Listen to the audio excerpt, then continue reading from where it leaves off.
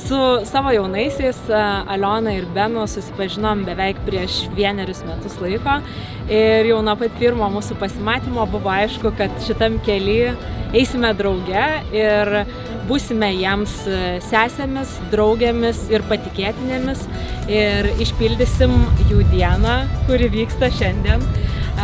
Buvo iš tiesų, sakyčiau, iššūkių pilnas metas, todėl kad jaunieji gyvena ne Lietuvoje, todėl kad turėjom labai planuoti savo susitikimus ir kiekvienam susitikimui būti pasiruošusios, ką daugiau galėsime padaryti jų buvimo Lietuvoje metu. Tai ar aprodyti pradžioj vietas, ar paskanauti jiem maisto, ar susipažinti su filmuotojais, fotografais. Ir pradėjom, žinoma, nuo vietos. Tai šita vieta, kurioje dabar esam ir vaizdas už manęs, jaunuosius pakerėjo, nes svečiai šių jaunųjų daugelis yra atvykę iš užsienio.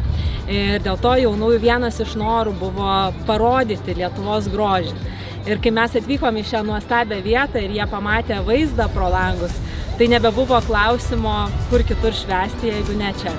Tai šventę sukūrėme Apvalaus stalo klube, čia pat svečiai ir įsikūrė, rado savo nuostabius viešbučio kambarius, skanų maistą, gerus gėrimus, nuostabią atmosferą ir aplinką. Su ceremonijos vieta irgi turėjome iššūkių, rinkomės, kur jauniesiems būtų pakankamai privatu, bet taip pat būtų ir nuostabus vaizdas, ir geras renginys, ir pakankamai erdvu. Ieškojom vietos visur, kur įmanoma Trakuose.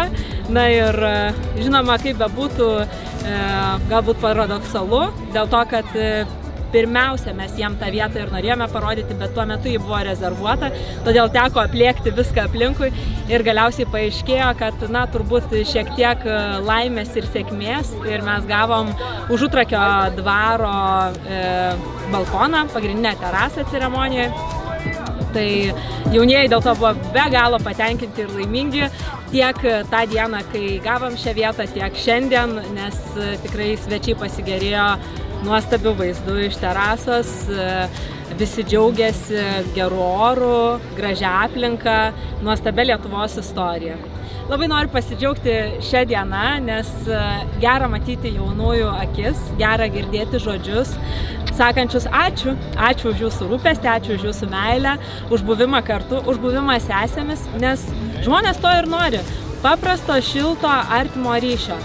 Jie nori žmonių, kurie jais tikrai rūpintųsi, apdovanotų dėmesiu ir jie būtų tikri, kad visom smulkmenom iki pačių mažiausių, net ir jų mažiukų, 2 šuniukų, maitinimu šventės metu bus pasirūpinta. Tai kviečiu tuos, kurie savo šventę vis dar planuoja ir norėtų susituokti Lietuvoje arba užsienyje, kreiptis į mus ir pabendraukim prie kavos ar arbatos puodelio, pasidalinkim mintimis ir galbūt mes suplanuosime ir jūsų nuostabią šventę.